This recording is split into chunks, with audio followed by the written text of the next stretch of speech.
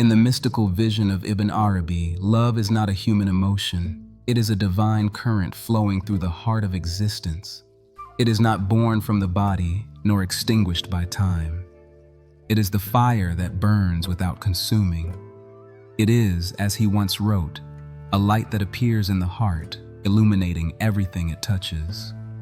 Most people love for themselves. They love to feel needed, seen, desired. But this love dies as quickly as it flares. It is a match, not a flame. The mystic, however, loves with his soul. His love is not for possession, but for revelation. He does not say, "I love you because you complete me." He says, "I love you because you unveil him." To Ibn Arabi, the true lover does not worship the beloved. He worships through the beloved. Her presence is not the destination. It is the compass. Her face is not the source. It is the signpost. He writes, "The perfect love is that in which you see the real in the one you love, not the form, but the face behind the veil."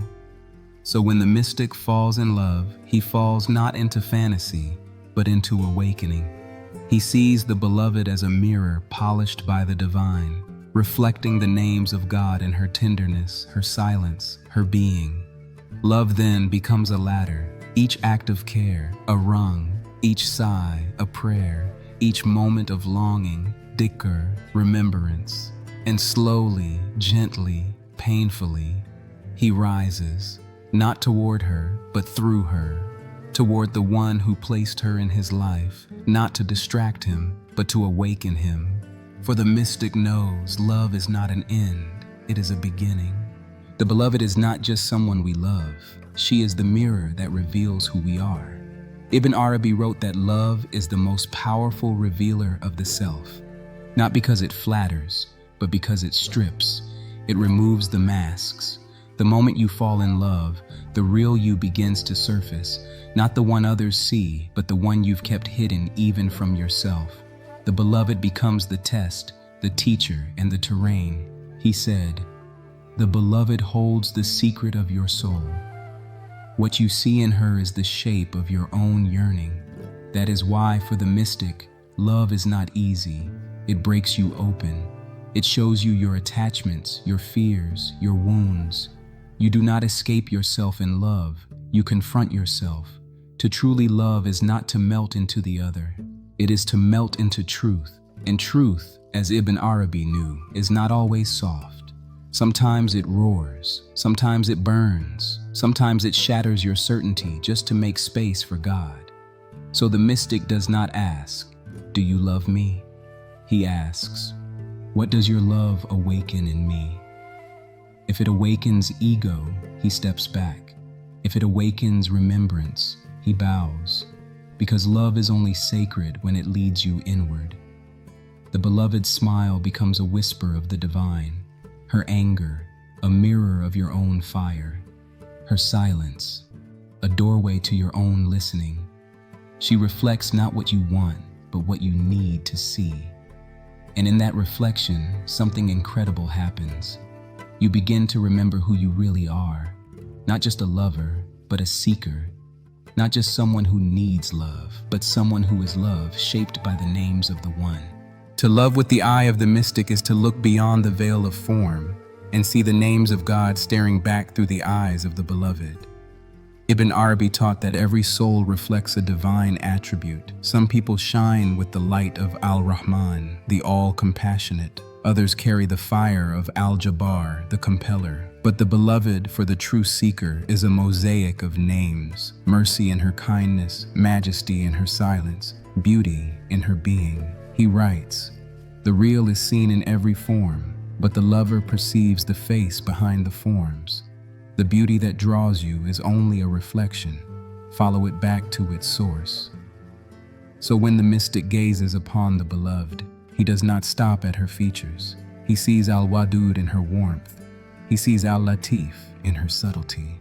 He sees Al-Hakim in the way she speaks without needing to shout. Her presence is not a distraction from God. It is a doorway to Him. And when He touches her hand, He does not claim. He gives thanks. He knows that beauty is not his to own. It is a loan from the infinite, wrapped in form, glowing with mystery. This kind of seeing changes the heart. It makes desire dissolve into reverence. It makes the gaze bow in silence. It makes every moment with her feel like prayer, not because she is God, but because she reminds him of God with every breath. And he too becomes a reflection.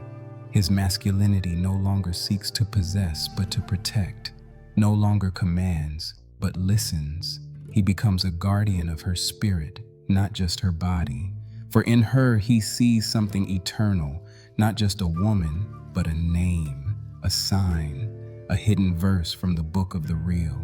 There comes a moment on the mystic's path when love is no longer something he feels. It becomes something he is. He no longer says, "I love." He breathes it, he walks it, he becomes it. Ibn Arabi described this state as fana fil mahbub, annihilation in the beloved. But this isn't the loss of identity to another person. It is the vanishing of the ego in the presence of divine love. He writes, "Love is what remains when the self disappears." The lover becomes a locus where God loves himself through another. To reach this state, the mystic does not chase love, he purifies it. He lets go of need, pride, even the desire to be loved in return. He doesn't want the beloved's body. He wants to witness the real shining through her being. In this love, intimacy becomes invocation. Touch becomes transcendence. Silence becomes the holiest language. When he speaks to her, it is not to impress, it is to remember. When he serves her, it is not submission to her form. It is surrender to the one who made her a vessel of beauty and mercy. This love has no conditions. It does not fear rejection because it doesn't depend on outcome. It is already full. He doesn't ask, "Will she stay?" He asks, "Did I see God in her before she left?" He becomes a living prayer. His hands, his gaze, his stillness all whispering, "You, O beloved, are not my possession. You are my remembrance." And in this, love becomes worship, not a ritual, not a dogma, but the lived reality of seeing the divine behind the veil of the beloved. When love becomes worship, the beloved is no longer confined to one form. She expands.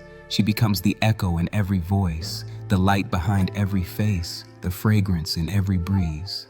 Ibn Arabi wrote, "I never saw anything without seeing God in it, before it, after it, and with it." This is not a metaphor, it is a shift in perception. The mystic no longer separates the sacred from the ordinary, because now everything becomes her echo, and she, in truth, is the echo of the divine. He hears her in the call of the birds. He sees her in the curves of the moon. He remembers her in the tears of strangers. And what is he really seeing? Not her, but him, through her.